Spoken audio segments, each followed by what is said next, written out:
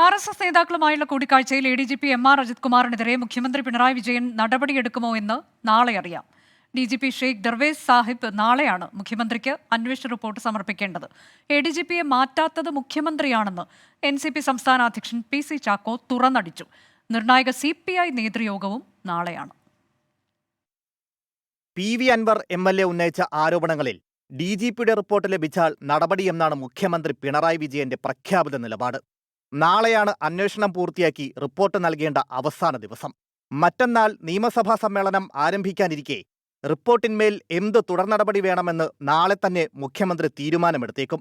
DGPയുടെ റിപ്പോർട്ടിൽ ADGP പ്രതിസ്ഥാനത്തായിരിക്കുമോ, ADGPയെ മുഖ്യമന്ത്രി കൈവിടുമോ എന്നതൊക്കെയാണ് ആകാംക്ഷ.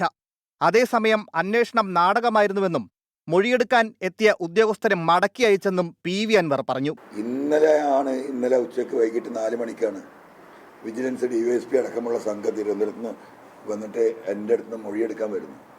ഞാൻ പറഞ്ഞു മൊഴി തരാൻ പറ്റില്ല, നാളത്തെ റിപ്പോർട്ട് കഴിയിട്ട് നിങ്ങൾ എവിടെയായിരുന്നു ചോദിച്ചത്.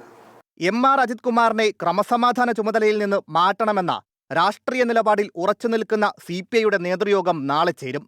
വിഷയത്തിൽ നിലപാട് കടുപ്പിച്ച് LDFിലെ കൂടുതൽ നേതാക്കൾ രംഗത്തെത്തുകയാണ്.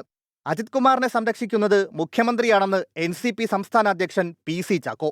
ആരോപണ വിധേയനായ ഉദ്യോഗസ്ഥൻ അയാൾ എത്ര ഉന്നതനാണെങ്കിലും അവരെ സസ്പെൻഡ് ചെയ്യുന്നതാണ് നല്ലതെന്നുള്ളൊരു അഭിപ്രായം ഞങ്ങൾ പറഞ്ഞു.